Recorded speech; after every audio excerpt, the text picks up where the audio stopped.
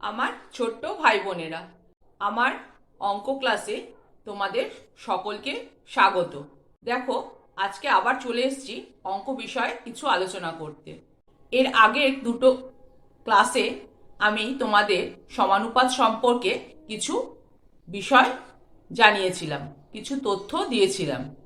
আজকে আমি তোমাদের সমানুপাত সম্পর্কে কয়েকটি অঙ্ক কষে দেখাবো তোমাদের সুবিধার জন্য। আমি চেষ্টা করব যে প্রত্যেকটি নিয়মের একটি একটি করে অঙ্ক দেখিয়ে দিতে, যাতে তোমরা সেই নিয়মের অঙ্কগুলো পরবর্তীকালে নিজেরাই চেষ্টা করে করতে পারো। তবে তবে এই ফাঁকে আরেকটা কথা বলে রাখি, যে তোমরা প্রয়োজন হলে কিন্তু অবশ্যই আমাকে কমেন্ট বক্সে লিখে জানিও।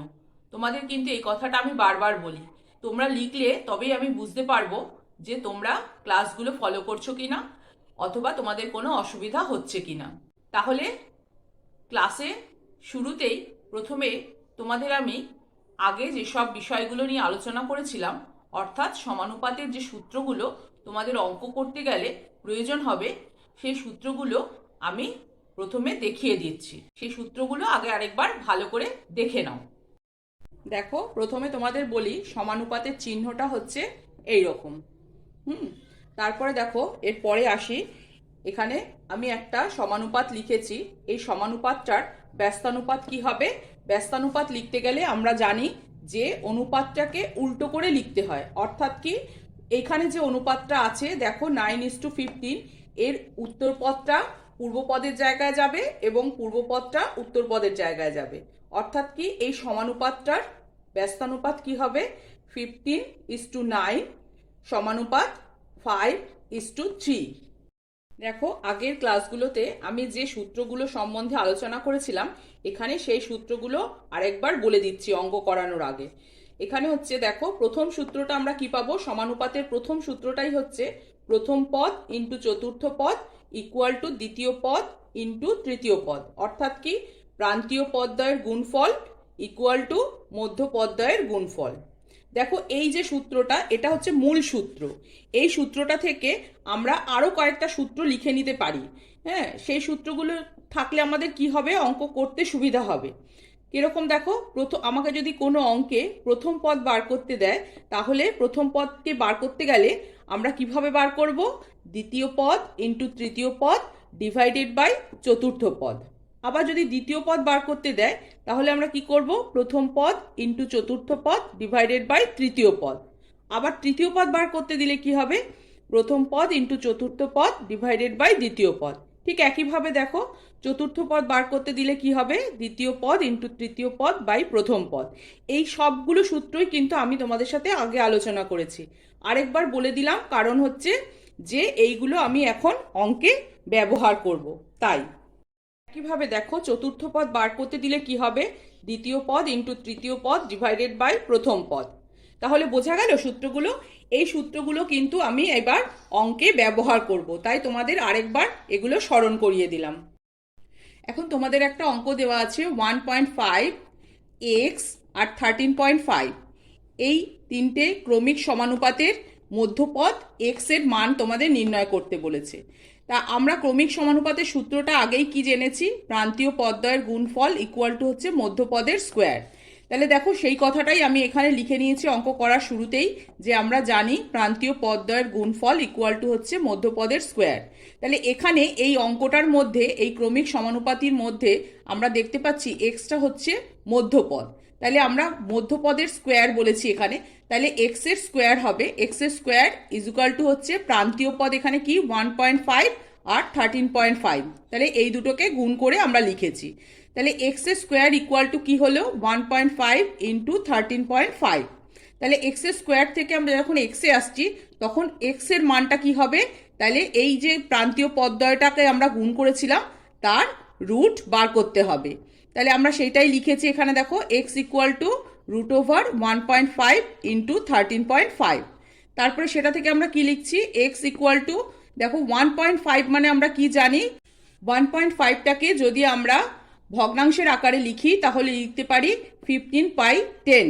আবার 13.5টাকে আমরা যদি ভগ্নাংশের আকারে লিখি, তাহলে লিখতে পারি 135/10। তাহলে এক্স ইকুয়াল টু কি হলো? এক্স ইকুয়াল টু হলো 15/10 ইন্টু 135/10। এখানে দেখো আমি পরের লাইনে কি করেছি, এক্স ইকুয়াল টু যে সংখ্যাগুলোকে লিখে নিয়েছি, এটা হচ্ছে এর মৌলিক উৎপাদকে ভাঙলে যে সংখ্যাগুলো পাওয়া যায় সেগুলোকে লিখে নিয়েছি। দেখো আমার সুবিধার জন্য আমি যদি এটাকে গুণ করে নিয়ে তার বর্গমূল করতাম তাহলে কিন্তু ব্যাপারটা অনেক বড় হয়ে যেত। সেই জন্য আমার সময় বাঁচাবার জন্য এবং বোঝার সুবিধার জন্য আমি কিন্তু এরকমভাবে দেখো উৎপাদকে ভাঙিয়ে নিয়ে লিখেছি। যেহেতু 15 সংখ্যাটা এখানে আছে, তাই এই 135টাকে আমি চেষ্টা করেছি এমনভাবে ভাঙতে যাতে 15টা আবার আসে, কারণ বর্গমূল করতে গেলে দুটো একই রাশির গুণফল হয়, স্কোয়ার হয়, তাই জন্য আমরা যাতে 15টা আরেকবার আসে তাই আমরা এইভাবে ভাঙিয়ে নিয়েছি। দেখো 135টাকে লিখেছি 15 ইন্টু 3 ইন্টু 3, তার মানে আমাদের দাঁড়ালো কি দুটো 15 আর দুটো 3 গুণ করছি, তাহলে তার মানে কি দাঁড়াচ্ছে, তাহলে এক্স ইকুয়াল টু হচ্ছে 15-এর স্কোয়ার ইন্টু 3-এর স্কোয়ার, আর নিচে কি থাকছে 10-এর স্কোয়ার। তাহলে সেইটাকে দেখো আমরা তাহলে কি লিখতে পারি, এক্স ইকুয়াল টু 15 ইন্টু 3/10। তাহলে এর থেকে আমরা কি পাচ্ছি, এক্স ইজ ইকুয়াল টু হচ্ছে 15 ইন্টু 3 করলে হয় 45 আর নিচে আছে 10। তাহলে এর থেকে আমরা লিখতে পারি, দেখো এই 45/10 এই মানটাকে আমরা কিন্তু লঘিষ্ঠ আকারে পরিণত করে দিয়েছি। তাহলে কি হয়েছে 9/2। 9/2টাকে যদি দশমিকে পরিণত করি তাহলে পাওয়া যায় 4.5। আমরা চেষ্টা করব, যেহেতু অঙ্কটা প্রথমে দশমিক ভগ্নাংশ দিয়ে ছিল, তাই উত্তরটাকেও আমরা দশমিক ভগ্নাংশে রাখলেই বেশি ভালো হয়, তবে এই উত্তরটাও কিন্তু ভুল নয়। তাহলে আমরা দেখো সেই অনুযায়ী লিখেছি মধ্যপদ এক্স ইকুয়াল টু 9/2 বা 4.5। তাহলে দেখো এবার আসি পরের অঙ্কে। পরের অঙ্কটা আছে রমেন 500 গ্রাম চিনি 17.50 টাকায় কেনে এবং পরেশ 200 গ্রাম চিনি 70 টাকায় কেনে। তাহলে চিনির পরিমাণ ও দাম সমানুপাতে আছে কি না দেখো। তাহলে আমরা অঙ্কটায় কি করব, প্রথমেই দেখো আমাকে একটা জিনিস করতে হবে, সেটা হচ্ছে এখানে 500 গ্রাম আর এখানে আছে 2 কিগ্রা। তাহলে দুটোকে কিন্তু প্রথমে একই রাশিতে পরিণত করে নিতে হবে। একইভাবে 17.50 টাকা আর 70 টাকাকেও একই রাশিতে পরিণত করে নিতে হবে। যদিও এটা একই রাশি আছে, তাও আমরা দশমিক বিন্দুকে উঠিয়ে দিয়ে আমরা যদি দুটোকেই পয়সায় পরিণত করে নিই তাহলে কিন্তু আমাদের অঙ্কটা করতে সুবিধে হবে। সেই মতোই আমি দেখো প্রথমে লিখেছি রমেন 500 গ্রাম চিনি কেনে 17.50 টাকায়, অর্থাৎ কি 1750 পয়সায়। আর পরেশ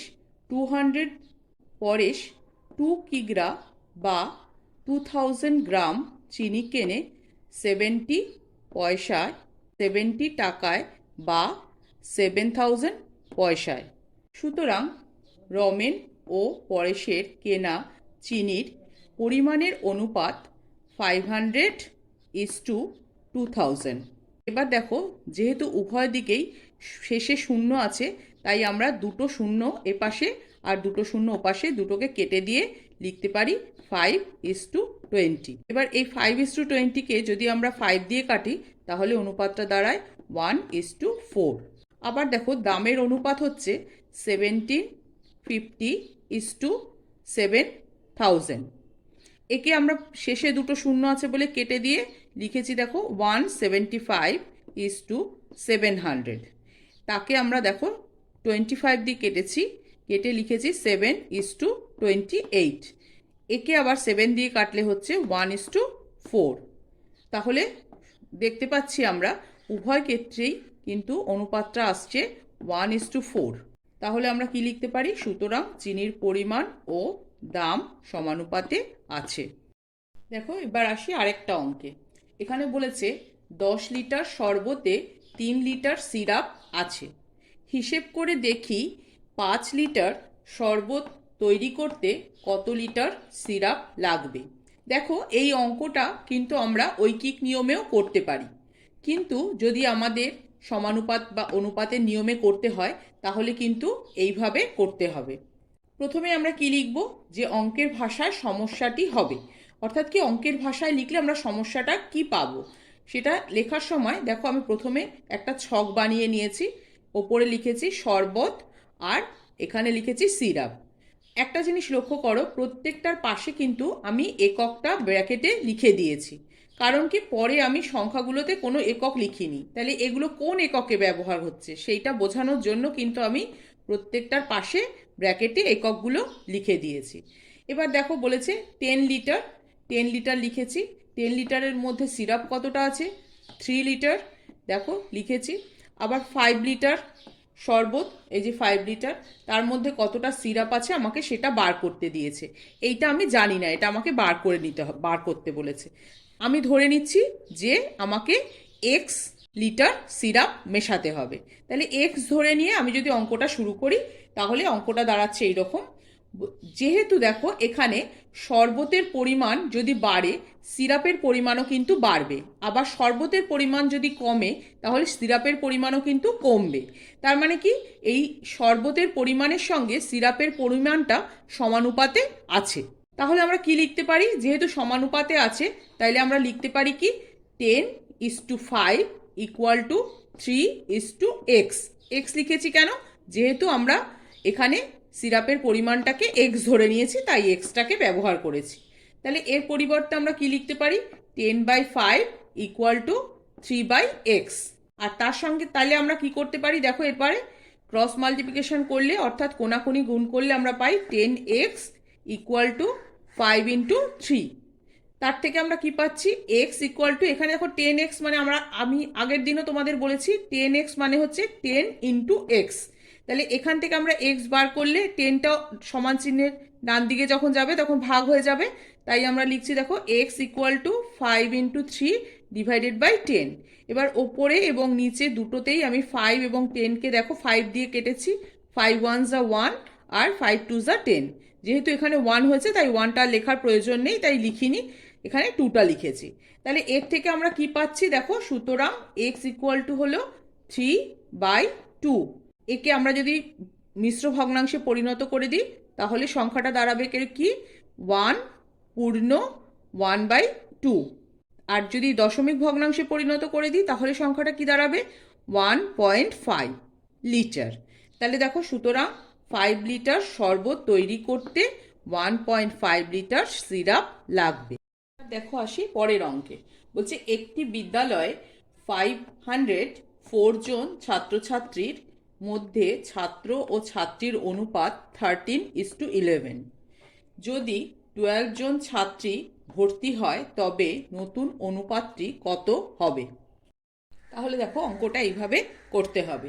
প্রথমে আমি লিখে নিচ্ছি, বিদ্যালয়ে ছাত্র ও ছাত্রীর অনুপাত হচ্ছে 13:11। তারপরে কি লিখছি? সুতরাং বিদ্যালয়ে ছাত্রের সংখ্যার আনুপাতিক ভাগহার হবে 13/13 প্লাস 11, অর্থাৎ 13/24। আর ছাত্রীর সংখ্যার আনুপাতিক ভাগহার কত হবে? 11/13 প্লাস 11 ইকুয়াল টু 11/24। আর দেখো দেওয়া আছে যে মোট ছাত্রছাত্রীর সংখ্যা হচ্ছে 504 জন।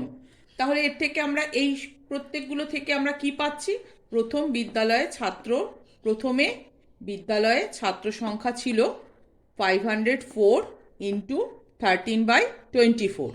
24 দিয়ে আমরা দেখো এটাকে আর 504কে কেটেছি। 24 1 যা 24, তাই 1 হয় বলে এখানে আর কিছু লিখিনি, কিন্তু 504কে 24 দিয়ে কাটলে হয় 21। এবার 21 আর 13 গুণ করে দেখো এখানে বেরিয়েছে 273 জন। এর পরের অংশে আসি। বলছে প্রথমে বিদ্যালয়ে ছাত্রী সংখ্যা ছিল, তাহলে কি হবে? 504 ইন্টু 11/24। ঠিক একইভাবে কাটাকুটি করেছি, করে দেখো এখানে বেরিয়েছে 231 জন। তাহলে এবার দ্বিতীয় ক্ষেত্রে আসবো। এই যে দ্বিতীয় অংশটা যেটা আমাদের চেয়েছে উত্তরটা, সেই অংশে আসবো। বলছে দ্বিতীয় ক্ষেত্রে ছাত্র সংখ্যা কিন্তু একই আছে। দেখো ছাত্র সংখ্যার কোনো পরিবর্তনের কথা এখানে কিন্তু বলেনি। তাহলে ছাত্র সংখ্যাটা একই আছে, অর্থাৎ যেটা আমরা আগে পেয়েছিলাম 273 জন, এটাই হচ্ছে পরের ক্ষেত্রেও ছাত্র সংখ্যা 273 জন। আর ছাত্রী সংখ্যার ক্ষেত্রে কি বলেছে দেখো, ছাত্রী সংখ্যা বলেছে 12 জন বেড়েছে, ভর্তি হয়েছে, তার মানে বেড়েছে। তার মানে সেটা আমরা কি করব? তাহলে দ্বিতীয় ক্ষেত্রে ছাত্রীর সংখ্যা কি হবে? আগে যে ছাত্রী সংখ্যা ছিল তার সাথে 12টা যোগ করে দিতে হবে। তাহলে 231 প্লাস 12 জন ইকুয়াল টু হচ্ছে 243 জন।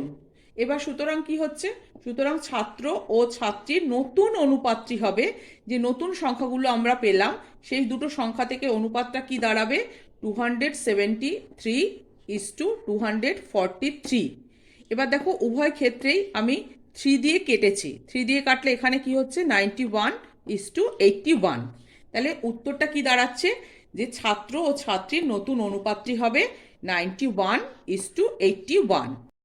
দেখো এর পরের অঙ্কটা কি আছে, বলছে একটি বন্যাত্রাণ শিবিরে 4000 জনের 190 দিনের খাবার মজুদ আছে।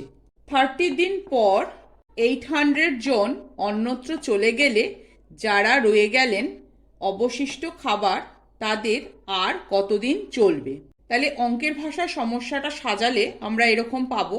দেখো আমি ছকটা আবার বানিয়ে নিয়েছি, লোক সংখ্যা আর দিন সংখ্যা আলাদা করে লিখে নিয়েছি। এবার দেখো অঙ্কটাকে এখানে সাজিয়েছি অঙ্কের ভাষায়। তাহলে কি হবে, 400 জনের জন্য কত দিনের খাবার ছিল, 190 দিনের, মানে 190 দিনের। কিন্তু দেখো 30 দিন অলরেডি তারা খেয়ে ফেলেছে, তাহলে এখন আর কত দিনের খাবার থাকবে, তাহলে আর থাকবে হচ্ছে 190 মাইনাস 30, মানে 160 দিনের।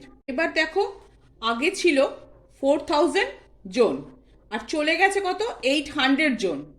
তাহলে এখানটা কি হবে, 4000 মাইনাস 800 অর্থাৎ 3200 জন এখন কিন্তু লোক আছে, এবং তারা কতদিন খাবারটাকে খেতে পারবে সেটা আমাকে বার করতে দিয়েছে। তাহলে আমি কি করব, দেখো এখানে একটা জিনিস ভালো করে লক্ষ্য করো, যে যদি লোক সংখ্যা বাড়ে তাহলে কিন্তু এই দিন সংখ্যাটা কমে যাবে, অর্থাৎ লোক সংখ্যা যদি বাড়ে তাহলে তারা কম দিন খেতে পারবে, আবার যদি লোক সংখ্যা কমে তাহলে কিন্তু তারা সেই একই পরিমাণ খাবার আরো বেশি দিনে খেতে পারবে। তার মানে কি দাঁড়াচ্ছে, লোক সংখ্যা কমলে দিন সংখ্যা বাড়ে, অর্থাৎ কি লিখতে পারি আমরা, লোক সংখ্যার সঙ্গে দিন সংখ্যা ব্যস্ত অনুপাতে আছে। এবার যেহেতু ব্যস্ত অনুপাতে আছে তাহলে দেখো আমরা অনুপাতটা কিভাবে লিখতে পারি, 4000:3200 ইকুয়াল টু x:160। এখানে দেখো সমানুপাতে থাকলে কিন্তু আমরা 160টা আগে এক্সটা পরে লিখতাম, কিন্তু যেহেতু ব্যস্তানুপাতে আছে সেজন্য আমরা কিন্তু x:160 লিখেছি। তাহলে এর থেকে আমরা কি পাচ্ছি, 4000 divided by 3200 equal to x divided by 160। এর থেকে কি পাচ্ছি, ক্রস মাল্টিপ্লিকেশন করলে x into 3200 equal to 4000 into 160। এবার দেখো এখান থেকে আমরা x এর মানটা কি পাচ্ছি, এখানে দেখো 4000 ইন্টু 160 ডিভাইডেড বাই 3200 করেছি। তাহলে এবার দেখো ওপরে এবং নিচে দুটো জায়গায় আমি দুটো জিরোকে কেটে দিয়েছি, দিয়ে এবার তাহলে রইল কত, এখানে রয়েছে 32। দেখো এই 32 আর এখানে 160, একে আমরা 16 দিয়ে কেটেছি, 16 দিয়ে কাটলে এখানে থাকছে 10 আর এখানে হচ্ছে 2। আর তাহলে এবার এই 2 আর 10কে 2 দিয়ে কেটেছি, দেখো এখানে হচ্ছে 2 আর এখানে হচ্ছে 5। তাহলে এবার এই 5 আর 40কে গুণ করে আমরা পাচ্ছি 200। তাহলে x ইকুয়াল টু কি বেরোলো, 200 জন। তাহলে কি বলবো, যে সুতরাং যারা রয়ে গেল অবশিষ্ট খাবার তাদের 200 দিন চলবে। দেখো আরেকটা অঙ্ক আমি তোমাদের বোঝানোর চেষ্টা করছি। তিনটি সংখ্যার অনুপাত 5:7:12 বলেছে, প্রথম ও তৃতীয় সংখ্যার যোগফল দ্বিতীয় সংখ্যার থেকে 50 বেশি, সংখ্যা তিনটির যোগফল নির্ণয় করো। কিভাবে করবে, আমি দেখো প্রথমে লিখে নিয়েছি তিনটি সংখ্যার অনুপাত 5:7:12। এখানে দেখো একটা জিনিস, এখানে এই অনুপাতটার একটা সমানুপাতি ধ্রুবক বা সাধারণ অনুপাত আমাকে ধরে নিতে হবে। সেই জন্য দেখো আমি লিখেছি, মনে করি এখানে x হলো সমানুপাতি ধ্রুবক। তাহলে আমরা x যদি সমানুপাতি ধ্রুবক হয় তাহলে এই অনুপাতটা থেকে আমরা কি লিখতে পারি, সুতরাং প্রথম সংখ্যা হবে 5x, দ্বিতীয় সংখ্যা হবে 7x এবং তৃতীয় সংখ্যা হবে 12x। এবার প্রশ্নানুসারে মানে প্রশ্নে যে জিনিসটা দেওয়া আছে, এই যে দ্বিতীয় ক্ষেত্রে দেখো প্রথম ও তৃতীয় সংখ্যার যোগফল দ্বিতীয় সংখ্যার থেকে 50 বেশি। এইটা থেকে আমরা কি লিখতে পারি? 5x। দেখো প্রথম সংখ্যা, এই যে এখানে বলেছে প্রথম আর তৃতীয় সংখ্যার যোগফল, দেখো লিখেছি 5x plus 12x equal to হচ্ছে বলেছে দ্বিতীয় সংখ্যার থেকে 50 বেশি, তাহলে দ্বিতীয় সংখ্যাটা হচ্ছে 7x, তার থেকে 50 বেশি মানে প্লাস 50। তাহলে এইটা দেওয়া আছে প্রশ্নে। তাহলে এবার এর থেকে সমাধান করে আমাকে এক্স এর মানটা বার করতে হবে। এক্স এর মানটা বার করলে তার থেকে আমরা প্রত্যেকটা সংখ্যা বার করতে পারবো। দেখো সেই জন্য আমরা করেছি এখানে 5x প্লাস 12x হচ্ছে 17x, আর এখানে 7xটা ছিল প্লাস, তাই সমান চিহ্নের বাঁ দিকে যখন আসবে সেটা হয়ে গেল মাইনাস, তাহলে মাইনাস 7x ইকুয়াল টু 50। তাহলে এইটার থেকে আমরা কি পাচ্ছি?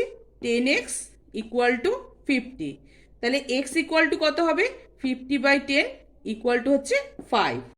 সুতরাং প্রথম সংখ্যা 5x ইকুয়াল টু হবে 5 × 5 ইকুয়াল টু 25। দ্বিতীয় সংখ্যা 7x equal to 7 × 5 equal to 35, এবং তৃতীয় সংখ্যা 12x ইকুয়াল টু হবে 12 × 5 সমান সমান 60। সুতরাং সংখ্যা তিনটির যোগফল হবে 25 প্লাস 35 প্লাস 60 ইকুয়াল টু হচ্ছে 120। দেখো এক্স এর জায়গায় আমি এখানে এক্স যেহেতু 5 বেরিয়েছে তাই 5 মানটাকে বসিয়ে নিয়ে এগুলো বার করেছি। ঠিক আছে, বোঝা গেল? তাহলে দেখো আমি কিন্তু তোমাদের সব নিয়মেরই একটা একটা করে অঙ্ক বলে বুঝিয়ে দেওয়ার চেষ্টা করলাম। তাহলে তোমরা কিন্তু আশা করছি অন্য অঙ্কগুলো নিজেরা করতে পারবে। যদি তোমাদের কোনো অঙ্ক বুঝতে অসুবিধে হয় বা করতে অসুবিধে হয় তাহলে আমাকে কমেন্ট বক্সে লিখতে পারো, আমি চেষ্টা করব তার সমাধান দেখিয়ে দেওয়ার। আর তোমরা আমার অঙ্কগুলো খুব সহজে পাওয়ার জন্য অবশ্যই চ্যানেলটাকে সাবস্ক্রাইব করে নিও। ভালো লাগলে লাইক এবং শেয়ার করো। তাহলে আজকে এটুকুই।